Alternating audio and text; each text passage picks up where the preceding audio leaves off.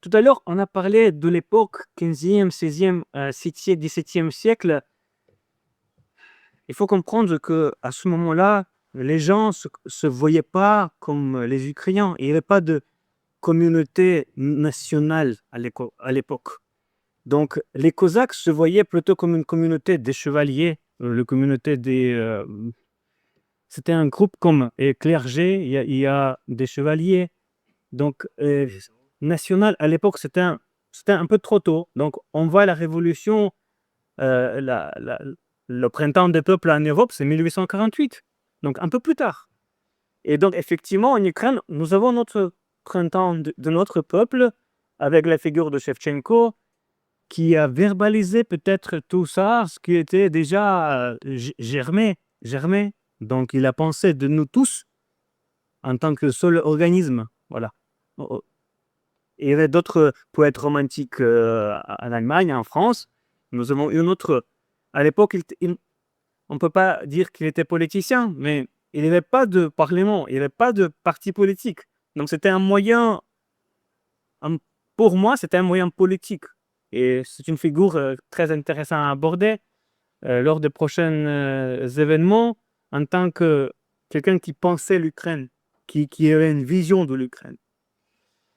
Voilà, donc après Shevchenko, avec le printemps des peuples, le moment où les Ukrainiens, soit ils étaient en Autriche, soit ils étaient en Empire russe, ils, ils se sentaient quand même même peuple. Au, au front de la guerre, depuis la Première Guerre mondiale, vous avez des problèmes pour deux super pouvoirs.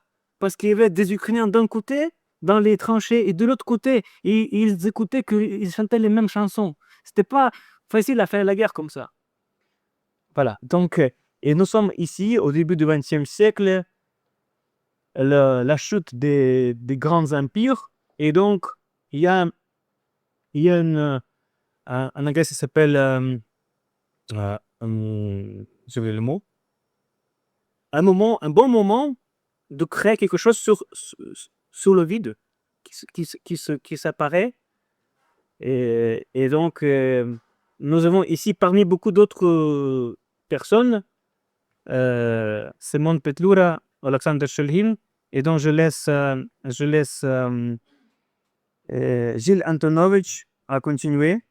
Gilles Antonovitch qui n'était pas à l'événement il y a quelques jours à Lyon, avocat honoraire, l'auteur du livre Le dossier Petlura, et lui-même qui est comme j'ai déjà dit, quelqu'un qui représente ce lien à sa personne. S'il vous plaît, Monsieur Antonin. Si. Alors, moi, je vais vous parler en même temps de Alexandre Choubguin et de Simon Petliora parce que leurs destinées sont communes, leurs origines sont communes, donc j'ai droit à un petit peu plus de temps. Je ne vais pas avoir un quart d'heure pour l'un et un quart d'heure pour l'autre. Je vais essayer de vous faire le tour 20 minutes. 12 minutes pour un, 2 minutes pour l'autre. Voilà. Alors, Simon Petliora, il est né en 1879 et Alexandre Choubguin a 10 ans de moins, il est né en 1889. Et leur premier point commun, c'est leur origine commune, géographique, je dirais, puisque Petliora naît à Poltava et Choubguin naît dans l'oblast de Poltava. Il n'est pas à Poltava même, mais il est de la même région. Ils sont tous les deux issus de familles cosaques et tous les deux, ce sont des intellectuels. Petliora est un journaliste, un homme de lettres. Choubguin, lui, c'est plus un universitaire. C'est quelqu'un qui a fait des études de mathématiques, de physique, de philosophie, d'histoire. C'est un universitaire. Et tous les deux, leur point commun, c'est d'être des héritiers. Les héritiers de quoi? Les héritiers de ce qu'on vient d'entendre, c'est-à-dire les héritiers du mythe cosaque, qui est un des mythes fondateurs de l'identité ukrainienne, les héritiers de Taras Shevchenko, les héritiers de ce mouvement nationaliste qui naît au XIXe siècle, dans la foulée de ce qu'on peut appeler la légende napoléonienne. Et c'est eux qui vont donc recevoir en héritage tout cela. Alors, comment ils jaillissent dans l'histoire? Ils jaillissent dans l'histoire au moment où l'Empire russe s'effondre. En février 1917, il y a la Révolution. Et en quelques jours, cet empire qui avait plusieurs centaines d'années s'effondre. Et les Ukrainiens, à ce moment-là, vont en profiter pour faire naître un État. Ça va se décomposer de la façon suivante. Donc, février 1917, chute de Nicolas II. Mars 1917, élection en Ukraine d'une assemblée qu'on peut considérer un peu comme une assemblée nationale, un petit peu spontanée, qui va naître comme ça, et qui s'appelle la Rada. Et à ce moment-là, Petliura a 38 ans, et Choulgin, par définition, en a 10 de moins, donc il en a 28. Donc ils sont jeunes, sont pleins de dynamisme, pleins d'enthousiasme, et ils se font vite remarquer, et l'un et l'autre, au sein de cette assemblée qui compte quand même, je crois, pas loin de 800 députés. Mais on les remarque. On les remarque, et au mois de juillet, c'est-à-dire 3 mois après, il faut que la Rada se munisse d'un organe exécutif. Donc on va choisir des secrétaires, des ministres, si vous voulez. Pour ça, des ministres, on les appelait des secrétaires. Et Petliura va se voir confier le secrétariat à l'armée, donc il va devenir le chef militaire, alors qu'en fait, paradoxalement, il n'a jamais combattu, il n'a jamais été au front, il s'est occupé il est combatté pendant la guerre de 14-18 au sein de l'armée russe, et il s'occupait des hôpitaux, il s'occupait de la logistique, mais enfin, il n'était pas vraiment un combattant, mais il a un charisme qui va le faire remarquer, et donc on va le désigné secrétaire aux armées, et Choulgin, lui, va être nommé secrétaire aux minorités. Secrétaire, parce que c'est ça qui est important, c'est que l'Ukraine, à ce moment-là, donne toute sa dimension multiculturelle. C'est-à-dire qu'en Ukraine, il y a des Ukrainiens, mais il y a aussi des Polonais, il y a aussi des Russes et il y a aussi des Juifs. Et donc, ils sont très sensibles à cela, et notamment les Juifs, puisqu'on en a un qui s'appelle Léo Motzkin, qui est un personnage qui est un peu, disons, le dirigeant sioniste à l'époque.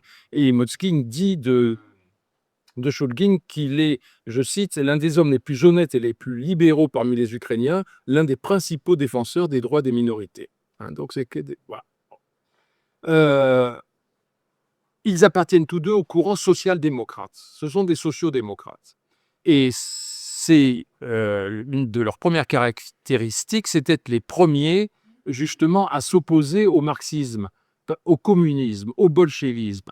Ça, c'est quand même une fracture, parce qu'il faut bien s'imaginer que à l'époque, on ne sait pas encore ce que c'est que le communisme, ce que c'est que le bolchevisme. On ne sait pas encore ce que c'est que la terreur rouge. On ne sait pas encore ce que c'est le totalitarisme. Et donc, il y a beaucoup d'Ukrainiens, enfin une grande partie, enfin une minorité, mais quand même une minorité conséquente, qui est bolchéviste, qui est favorable au communisme. Et eux, Choulgin et Petliura, disons, ce sont parmi les premiers qui vont condamner la nature totalitariste du communisme, qui vont en prendre conscience. Leur deuxième caractéristique, c'est d'être les premiers aussi, parmi les premiers, à revendiquer l'indépendance de l'Ukraine. Parce que en 1917, il y a beaucoup d'Ukrainiens qui se verraient bien dans une fédération où il y aurait plusieurs États et où l'Ukraine disposerait d'une autonomie, dans la mesure, naturellement, où cette fédération serait démocratique. Mais Choulgin et Petliura font partie de ceux qui disent non, nous voulons une rupture avec Moscou. Le 20 novembre 1917, donc je reprends l'étape, mars, création de la Rada, de l'Assemblée, juillet, création du pouvoir exécutif. Le 20 novembre, on crée un État ukrainien qui porte le nom de la République populaire d'Ukraine, créé le 20 novembre. Et cet État est créé dans un contexte, on peut dire, le plus défavorable qui soit. C'est-à-dire qu'on est dans un moment où, parce qu'il y a la guerre de 14-18, vous savez, il y a la guerre de 14-18, et à ce moment-là, qu'est-ce qui se passe après la révolution russe de février 1917? Eh bien, Lénine, qui a pris le pouvoir au mois d'octobre, Lénine, lui, il veut faire une paix séparée avec les puissances centrales, c'est-à-dire avec l'Autriche et l'Allemagne, pour pouvoir sauver la révolution, si vous, hein, pour pouvoir asseoir son pouvoir. Et à ce moment-là, il y a un nouveau débat qui va encore diviser les Ukrainiens, parce que les Ukrainiens, ils sont un peu comme les Français, c'est-à-dire ils sont très souvent divisés. C'est le petit village, c'est Astérix, c'est Obélix, si vous voulez, hein, c'est la clique permanente. Et donc, ils sont divisés entre ceux qui voudraient arrêter la guerre, faire comme les Soviétiques, par elles, c'est-à-dire signer un traité avec l'Autriche et avec l'Allemagne, un traité de paix, et ceux qui disent non, il faut continuer, il faut être fidèle à notre alliance, il faut être fidèle à la France, et il faut continuer la guerre. Et en fait, Shulgin et Petliura sont de ce bord. Ils sont dans ce camp-là. Ils sont contre la paix. Ils sont contre le traité de paix qui trahirait l'alliance parce qu'eux, ils s'imaginent qu'ils vont avoir le temps de pouvoir structurer leur État, de pouvoir constituer une armée avec l'aide de la France. Mais en fait, là, ils se leurrent complètement parce qu'en fait, à ce moment-là, on est donc en l'automne 1917, la France a failli perdre la guerre à l'automne 1917. Les Américains ne sont arrivés en France, ont été opérationnels en France qu'en février 1918, bien plus tard. Bon. Et donc, à ce moment-là, en plus, ce qui se passe, c'est qu'il y a, si vous voulez, une débandade totale au niveau du front. C'est-à-dire que tous les Russes qui se battaient sur le front roumain, du côté de la Bulgarie, etc., ils vont tous partir, laisser tomber, tuer leurs officiers souvent, enfin, pour rentrer chez eux. Et ils vont traverser l'Ukraine, et c'est là où on va avoir les premiers pogroms. Alors j'en parle parce que ça va être très important, les pogroms dans l'histoire de Petliura et dans l'histoire de Shulgin. Et on va avoir les premiers pogroms à l'automne 1917. Et à ce moment-là, encore une caractéristique de Shulgin et de Petliura, ils vont être les premiers à condamner ces pogroms. Ils vont être les premiers, et là je cite, le premier c'est Shulgin. En octobre 1917, on a sa première déclaration où il dit « Chaque Ukrainien doit considérer sa liberté comme incertaine tant que nous ne sommes pas libérés des pogroms anti-juifs, cette tache noire sur notre visage. » Et puis, quelques jours après, il y a un ordre qui est donné par Petliura aux militaires ukrainiens, à l'armée ukrainienne, tolérer les pogroms, souillerer le nom de l'armée ukrainienne, aucun pogrom ne doit avoir lieu sur notre sol. Donc il y a un climat, si vous voulez, qui ne permet pas, à cet instant-là, à cette république toute jeune, qui a à peine un mois et demi d'existence, de se structurer. Et qu'est-ce qui va se passer? Il va se passer que les Russes, ils vont en profiter. Ils vont en profiter pour envahir l'Ukraine. C'est la première invasion de l'Ukraine qui a lieu en janvier 1918. Alors, ils profitent des divisions. Ils profitent des divisions. Ils profitent des divisions dont je vous parlais pour récupérer un territoire qui, pour eux, a une importance vitale. Je veux lire juste le télégramme que Trotsky envoie à Lénine à ce moment-là, en lui disant « Sans Ukraine, il n'y a pas de Russie. Sans le charbon, le fer, les minerais, le blé, le lard, la mer Noire, la Russie ne peut exister, elle étouffera, et avec elle le pouvoir soviétique. » Et alors, comme ils l'ont fait d'ailleurs tout à fait récemment, on va inventer un prétexte. Évidemment, le prétexte, ça va être de dire on nous a appelés. On n'envahit pas l'Ukraine. On vient parce qu'on nous appelle, on nous demande de venir. Parce que cette république, la République populaire ukrainienne, c'est une république bourgeoise. C'est une république réactionnaire. Ce ne sont pas des marxistes, ce sont des sociodémocrates. Donc, si vous voulez, le discours officiel, c'est suivant. Là aussi, je cite, le gouvernement soviétique de l'Ukraine, parce qu'à ce moment-là, il crée, avec Kharkiv comme capitale, une république socialiste soviétique d'Ukraine qui va être la rivale de la République populaire ukrainienne. Et donc, ils disent, le gouvernement soviétique de l'Ukraine, c'est-à-dire les fantoches, si vous voulez, les fantoches. Oui, il y a des fantoches, parce que dans cette République, elle est dirigée d'ailleurs par un Bulgare. Elle n'est même pas dirigée par un Ukrainien, elle est dirigée par un Bulgare qui est un ami de Trotsky. Il y a quelques Ukrainiens. hein, qui sont des bolcheviks, mais la plupart, c'est un gouvernement qu'on va qualifier de fantoche. Et donc ils disent: le gouvernement soviétique de l'Ukraine, exprimant les pensées et les espoirs des ouvriers et des paysans les plus pauvres, a demandé l'aide du peuple frère. Vous voyez, le fameux peuple frère, le peuple russe. Le grand peuple russe, en dépit d'énormes difficultés, a prêté secours aux travailleurs d'Ukraine. C'est dans ces conditions-là que donc l'invasion a lieu. Bon. Elle a lieu. Alors, confronté à une telle situation, la position prise par Choulgine et par Petliura devient intenable. On est obligé de signer un traité de paix avec les puissances centrales. On ne peut pas faire autrement. Et c'est ce qui va se passer. Le 9 février 1918, la République populaire ukrainienne signe un traité de paix avec l'Allemagne et l'Autriche et la Turquie également. Alors là, je vais vite parce que j'ai que 22 minutes. Je vais vite. Mais suite à cette alliance, finalement, parce que ce traité de paix, en fait, c'est une alliance avec les Allemands qui, eux aussi, ont autant besoin que les Russes des richesses de l'Ukraine pour pouvoir espérer gagner la guerre contre les Anglais et les Français. Et donc, ils vont mettre à leur tour en place un Hetman qui va s'appeler Skoropadsky, qui est d'ailleurs, j'imagine, un descendant de celui dont on a parlé tout à l'heure, vraisemblablement, et qui, lui, alors je caricature parce qu'il y a beaucoup d'Ukrainiens qui aiment Skoropadsky, alors je ne veux pas dire du mal de lui, trop, mais enfin, c'est quand même un homme de paille un petit peu, il est installé par les Allemands, et c'est un homme de paille des Allemands, on va dire. Bon. Et il va diriger l'Ukraine d'avril 1918 à novembre 1918, au moment où les Allemands, eux, vont perdre la guerre contre les Français et les Anglais, et à ce moment-là, il va disparaître.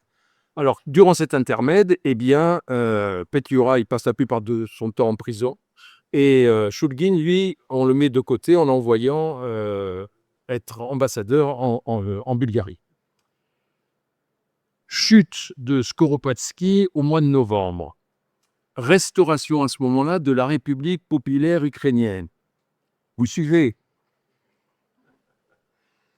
À ce moment-là, la Rada se réinstalle à nouveau. Et comme on l'a fait dans la suite de ce qui s'était passé en fait l'année précédente, on se dote également d'un organe exécutif qu'on va appeler un directoire. Et dans ce directoire, il y a 5 directeurs, et parmi ces directeurs, il y a Petliura qui est dont la fonction est toujours d'être le chef des armées. Quant à Choulgine, il va être nommé ministre des Affaires étrangères. Voilà. Donc on est là en novembre 1918. On pourrait espérer que, à nouveau, cette République va avoir un petit peu de temps pour s'installer, pour se structurer. Eh bien, pas du tout. Pas du tout. Pourquoi? Parce qu'à nouveau, en janvier 1919, deuxième invasion russe. Pour les mêmes raisons que la première fois. C'est-à-dire qu'on ne veut pas d'un État ukrainien qui ne soit pas un pays satellite, si vous voulez. On veut bien reconnaître l'identité ukrainienne, mais à condition qu'elle soit satellite. C'est un peu comme, vous savez, c'était Henry Ford qui disait on peut acheter n'importe quelle voiture à condition que ce soit une Ford et qu'elle soit noire. Voilà. C'est exactement pareil. Alors, à ce moment-là, le personnage le plus important, ça va être Petliura, évidemment, qui va devenir, si vous voulez, l'incarnation de cette nation qui est prise entre de multiples feux, parce que là, je vais vite, puisque je n'ai pas beaucoup de temps, mais il faut savoir que la République populaire ukrainienne va se battre à la fois contre l'armée rouge, mais aussi contre l'armée blanche de Dénikine, qui lui était un Russe qui veut également récupérer l'Ukraine, mais ils vont restaurer le tsarisme, si vous voulez, pour faire vite, contre les armées, ce qu'on appelle les armées vertes, c'est-à-dire ces paysans dont le plus connu est Markno. Et puis il y a des pillards. Et puis, il y a les Polonais aussi qui veulent récupérer la Galicie. Enfin, c'est... Parler... Pardonnerez, je ne veux pas dire c'est le bordel. Je dirais c'est le foutoir. C'est un foutoir absolument terrible. Bon. Et ce qui est extraordinaire, moi, ce que je trouve extraordinaire dans cette histoire, si vous voulez, c'est que c'est à ce moment-là, par les sacrifices qui vont être consentis par l'armée de Petliura, que va naître la nation ukrainienne. Je vous lis juste un petit passage d'une déclaration de Petliura qui est faite à l'automne 1920, un moment où on pense, où il y a des raisons de penser que c'est foutu, que ils n'y arriveront pas. Ils n'y arriveront pas. Et donc, il réunit tous ces chefs militaires et il leur dit ceci. Certains d'entre vous pensent sans doute qu'il serait temps d'abandonner. Celui qui le pense se trompe. Le peuple ukrainien lutte pour sa liberté, pour son indépendance. Nous nous sommes présentés dans l'arène de l'histoire alors que le monde entier nous ignorait. Personne ne considérait notre peuple comme une nation. Par le combat, nous avons montré au monde que l'Ukraine existe. Au cours de ces 2 ans de lutte, nous avons créé la nation ukrainienne. Je crois que cette déclaration, elle est fondamentale. Elle est extrêmement importante. Et il est important de la rappeler. Alors, ça, c'est son combat en tant que chef des armées. Et Choulgine, pendant ce temps-là, qu'est-ce qu'il fait? Choulgine, c'est un diplomate et donc il parle d'ailleurs parfaitement le français. Ça, c'est extrêmement important parce que Petliura, il ne parle pas le français, mais Choulgine, il parle parfaitement le français. Et il est envoyé à Paris parce qu'à Paris, après la fin de la guerre de 14-18, il y a une conférence qu'on appelle la conférence de la paix qui va donner lieu au traité de Versailles, où vont surgir là on a raté le coche, l'Ukraine a raté le coche, parce que de ce traité de Versailles vont remettre certaines nations qui avaient disparu, comme la Pologne, et vont naître des nations qui n'avaient jamais existé, comme la Tchécoslovaquie. Bon. Et le travail de Choulgine à ce moment-là, c'est de faire reconnaître la République populaire ukrainienne. Malheureusement, il ne peut pas se vanter d'une situation stable, d'une situation suffisamment stable pour faire accepter un tel projet. Et ensuite, une fois que le traité de Versailles sera conclu, le traité de Versailles va faire naître ce qu'on appelait l'ancêtre de l'ONU, c'est-à-dire la Société des Nations. Et à ce moment-là, Choulgine sera le représentant de la République populaire ukrainienne. Alors, pas en tant que membre actif, mais en tant que, si vous voulez, que lobbying auprès de la SDN pour faire reconnaître par la SDN la République populaire ukrainienne. Alors, là, je suis allé un petit peu vite en besogne parce que on a l'impression que l'histoire est terminée au niveau de la guerre qui a eu lieu donc entre 1917 et 1921. En 1920, je vous ai lu le texte de Petliura disant « Bon, vraisemblablement, la guerre est perdue, mais on est arrivé à créer la nation ukrainienne quand même. » Mais à ce moment-là, en fait, tous les deux vont faire un choix qui est aussi un choix extrêmement important parce que c'est le choix aussi qu'on retrouve aujourd'hui avec l'attitude de l'Ukraine par rapport à l'Europe, à la communauté européenne, à l'Europe occidentale, c'est qu'ils vont faire le choix de l'Ouest. C'est-à-dire qu'ils vont choisir de s'allier avec la Pologne. Alors ça aussi, ça va être mal pris par un certain nombre et notamment les Galiciens, parce que dans l'accord qui va être conclu, la Pologne va récupérer une grande partie de la Galicie. Mais c'est une vision, moi, que je qualifierais à l'époque de prémonitoire. Elle est prémonitoire parce qu'elle s'inscrit... Alors, il y a un personnage que j'ai un peu découvert en faisant mon bouquin sur Petliura, c'est le maréchal Pilsudski, qui est quand même un personnage extrêmement important et qui avait une vision, c'est-à-dire qu'il voulait faire une confédération d'États qui aurait rassemblé les pays baltes, la Pologne, la Biélorussie et l'Ukraine pour s'opposer aux 2 États impérialistes qui s'étaient à droite et à gauche, c'est-à-dire d'un côté l'impérialisme russe et de l'autre côté l'impérialisme allemand. Et c'est vrai que si ce projet avait pu peut-être naître, peut-être qu'on aurait évité la guerre de 1939-1940. Voilà, donc ça s'inscrit dans cette logique-là, le choix de Choulgine et de Petliura à ce moment-là. Alors on sait ce qui va se passer, enfin certains de vous le savent, dans un premier temps, cette alliance va donner des résultats parce que les Polonais et les Ukrainiens vont, d'abord dans un premier temps, ils vont être vraiment envahis par l'armée rouge qui va aller camper jusque dans les faubourgs de Varsovie, mais ensuite il va y avoir une bataille qu'on appelle le miracle de la Vistule, c'est-à-dire que les Polonais et les Ukrainiens vont complètement renverser la vapeur et vont chasser l'armée rouge, mais quasiment jusqu'à Moscou. Enfin, en tout cas, ils récupèrent les pays baltes et ils récupèrent que de la partie de la Biélorussie. Mais il y a un moment, on est à l'issue où la guerre de 14, elle a commencé en 1914 par définition, donc ça fait presque 8 ans on s'entretue. Et bon, les belligérants on va dire, sont épuisés. Et les Polonais vont accepter de signer un traité, le traité de Riga, qui est d'ailleurs tout à fait mal apprécié par Pilsudski, qui s'en excusera lui-même auprès de Petliura.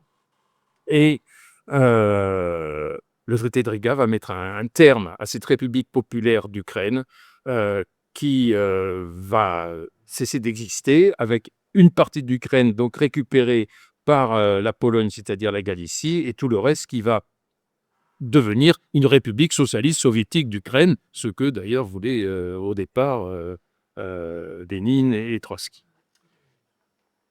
Pardon, demi. Donc, à ce moment-là, qu'est-ce qui se passe? Eh bien, il se passe qu'ils partent en exil.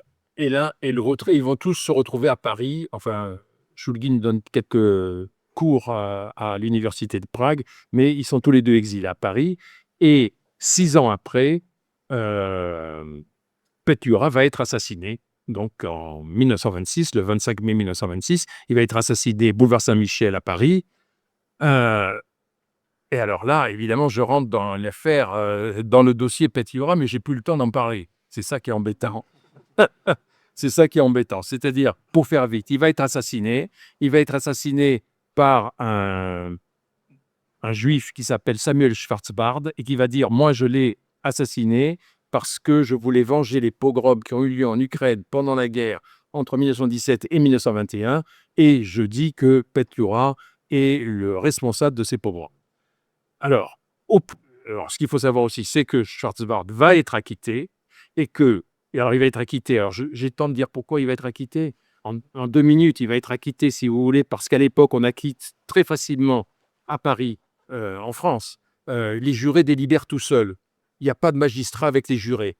Donc, il y a 2 catégories de criminels qui en profitent. C'est d'abord tous les gens qui tuent leurs femmes, tous les hommes qui tuent leurs femmes, parce que pour des raisons d'adultère ou de ce que vous voulez, parce que les jurés sont tous des hommes et ils comprennent parfaitement qu'on puisse tuer sa femme si la femme a été volage. Bon. Et les deuxièmes criminels qui en profitent, ce sont les criminels politiques, si vous voulez. On a eu en France des exemples célèbres, le plus célèbre étant l'assassin de Georges Jaurès, qui s'appelle Raoul Belin, qui a été acquitté. Et donc, à la suite d'une campagne de presse, enfin bon, c'est trop long, je ne vous en parle pas, il est acquitté. Ce qui est important, c'est de savoir que Shulgin va venir témoigner pour Petliura, parce que c'est Petliura il est mort, il ne peut pas se défendre, mais qui va devenir en fait l'accusé de ce procès. Shulgin va faire une déposition tout à fait remarquable. Je prends quand même la liberté de vous en lire quelques mots. Il vient d'abord dire « Schwarzbard n'est pas le vengeur des Israélites, c'est un agent de la Tchéka. Il a assassiné Petliura sur l'ordre de Moscou. » Alors ça, c'est quelque chose qu'effectivement, aujourd'hui, il est permis de le penser. Il dit ensuite « Les pogroms sont la conséquence de l'invasion de l'Ukraine par l'armée rouge. » Et c'est vrai, parce que s'il n'y avait pas eu l'invasion de l'armée rouge, il n'y aurait pas eu de pogroms. C'est cette invasion qui a plongé mon pays, dans une anarchie profonde, sans précédent. Les victimes en ont été tous les Ukrainiens, les Juifs et les non-Juifs. Les pogroms ont été commis par toutes les armées dévastant le territoire, l'armée rouge, les forces blanches, les atamans verts et certaines unités de l'armée ukrainienne n'obéissant pas aux ordres de leur chef. Beaucoup de Juifs, persécutés par les tsars depuis des siècles, la plupart pauvres, croyaient dans le paradis promis par les soviets et nombre d'entre eux sont devenus bolcheviks, membres de la Tchéka, cette police politique qui a commis des horreurs. Alors ça, c'est vrai aussi. Si vous voulez, il y a beaucoup de Juifs en Ukraine qui, pour des raisons idéologiques, et je dirais parce qu'ils croyaient que le communisme était capable d'apporter un monde meilleur, ont été dans la police politique qui s'appelait la Tchéka, à qui 70% des membres de la Tchéka qui ont commis des horreurs, qui ont tué des dizaines de milliers de gens, eh bien 70% d'entre eux étaient des Juifs, et ça explique aussi un certain... Enfin, il y a d'autres raisons, mais je n'ai pas le temps de les expliquer. Mais bon, c'est une réalité. On vous a dit que des pogroms avaient ensanglanté l'Ukraine. Cela est vrai, je l'avoue, avec une peine immense. Oui, il y a eu des pogroms, et ces pogroms, je les condamne de toutes mes forces, de tout mon cœur. Mais qui a causé ces massacres? Les Russes qui ont dévasté l'Ukraine. Et je crois que ça, c'est la meilleure des conclusions qu'on pouvait avoir. Alors, ce qui s'est passé, là je termine, vraiment, je vous promets, je dirais pas un mot de plus, c'est que on s'est servi de l'acquittement de Schwarzbard pour condamner Petliura et à travers lui pour condamner l'Ukraine, pour dire ce sont des nazis, ce sont des fascistes, ce sont des nazis, enfin ça on le dira plus tard. Hein. Et je donne également là, à ce moment-là la conclusion à Shulgin, qui, après avoir appris l'acquittement de Schwarzbard, écrit tous les moyens paraissent bons pour abattre un adversaire, la calomnie étant l'un des plus commodes et des plus usités. En toute sincérité, on peut dire que Petliura a été l'homme le plus calomnié de notre temps. J'ai connu Petliura pendant 20 ans. J'ai travaillé avec lui jusqu'au dernier jour de sa vie. J'ai eu avec lui de très longues conversations sur tous les sujets politiques. Je sais qu'il était profondément démocrate. Autant par esprit d'humanité que par sagesse d'homme d'État, il considérait les pogroms comme un grand malheur, non seulement pour la population juive, mais pour l'Ukraine entière. J'ajoute encore que s'il n'en avait pas été ainsi, ni moi, ni aucun de mes amis politiques n'aurions travaillé avec lui.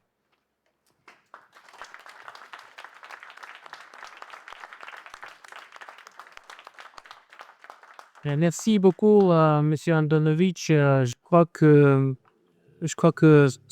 ça aurait été super si vous étiez l'avocat en 1926. Il est un bon avocat quand même. Il avait un bon avocat. Bon, parce que bon, malheureusement, la justice française a décidé euh, un, pas en faveur de Simone Petliura et pas en faveur de l'Ukraine et de toute cette vision, comment les Français pouvaient voir ce qui s'est passé en Ukraine. Donc, ça a donné un un faux image de ce qui s'est passé dans l'histoire de l'Ukraine. Et maintenant, grâce à vous, les Français peuvent avoir une image véritable. Merci à vous tous pour votre attention. Merci à nos intervenants. Je passe la parole au monsieur le consul général d'Ukraine à Lyon, Sergei Saoudov, pour une petite conclusion. Je vous invite ici. Je vous laisse la place. Merci. Bonne soirée. Je suis ému et je suis fier que nous sommes ici ce soir pour échanger, pour découvrir pour certains, pour gâcher les clichés russes de propagande soviétique. Ce sujet était défini, choisi pas par hasard. Comme vous voyez bien, ces liens historiques entre Mazepa, Khmelnytsky et Grigori Orlik, et puis Petliura et Shulgin, ils sont tous communs. C'est la volonté, c'est l'esprit de créer l'État ukrainien. Ils ont tous cherché le soutien des pays européens, comme la France, la Suède, l'Allemagne, la Grande-Bretagne. Et à cette époque, malheureusement, ce que nous avons manqué, c'est le soutien vraiment de ces pays, comme la France, Grande-Bretagne et les autres pays, la Suède aussi. Je me souviens juste mon exemple à l'époque quand je faisais des études à l'école. Encore à l'époque, c'était l'Union soviétique. Mazepa, Khmelnytsky, Grigori Orlik n'existaient pas du tout. Ce nom était caché de notre histoire. Mais Mazepa était posé comme quelqu'un qui a trahi. Mais il a trahi quoi? Il n'a pas trahi les Ukrainiennes. Il est combattu pour les Ukrainiennes. Il a trahi les principes de l'Union soviétique. C'est ce que essaie Poutine de exposer à tout le monde, de donner cette histoire que l'Ukraine était créée par décret le Lénine. Vous voyez bien que c'est pas du tout.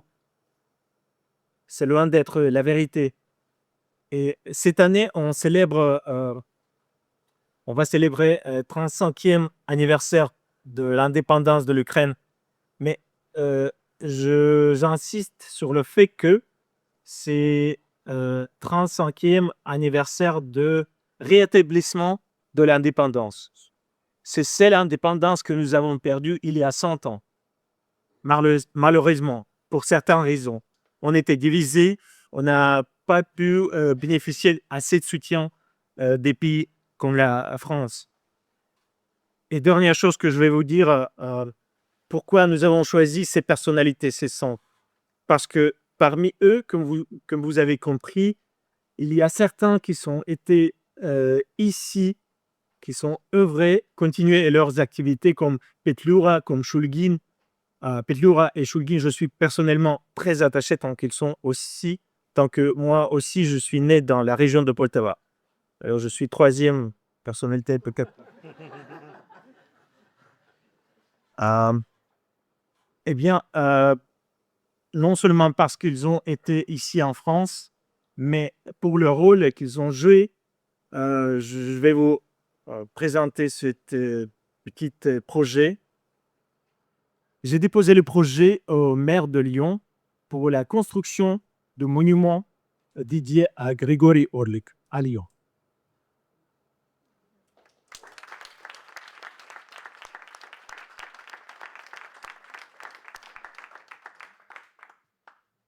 Et dernière chose, en fait, pour ceux qui ne sachent pas, peut-être récemment, les dirigeants de l'Ukraine, ils ont adopté une décision par unanimité de créer le panthéon des Ukrainiennes les plus connues qui sont investies par leur talent, par leur vie dans la contribution de création de l'État ukrainien. Et par la création de ce panthéon en Ukraine, on choisit ceux qui sont enterrés sur le territoire de la France aussi. Et on est en train de demander les autorisations pour pouvoir amener en Ukraine dans tel ou tel moment à un moment donné, qui sera opportun pour créer cet complexe panthéon, pour faire découvrir non seulement pour les Ukrainiennes, mais aussi pour le monde entier, que nous avons l'histoire pas de 5 ans, pas de 35 ans, mais aussi plus grand, plus riche, et en espérant qu'après la fin de la guerre, ce panthéon, vous pouvez aussi visiter à Kiev. Merci. Merci, Yvan. Merci, Monsieur le Conseiller général. Pour terminer, je voudrais remercier vous tous, bien sûr. Aussi annoncer que l'association Humain pour demain a préparé un petit verre d'amitié après notre événement. Et pour dire que le samedi 4 juillet, il y aura un festival franco-ukrainien pour la 5e fois cette année en Provence, à Montboucher, sur Jabron. Et donc, plusieurs associations lyonnaises aussi vont participer dans cet événement. Donc, si vous n'avez rien planifié pour ce week-end, je vous invite à approcher à Anna pour qu'elle vous donne plus d'informations. Merci à tous et bonne soirée. Merci. Une dernière chose, merci à l'association Culture ukrainienne qui est en train de filmer cet événement pour qu'on puisse revoir les meilleurs moments, revivre les meilleurs moments sur YouTube.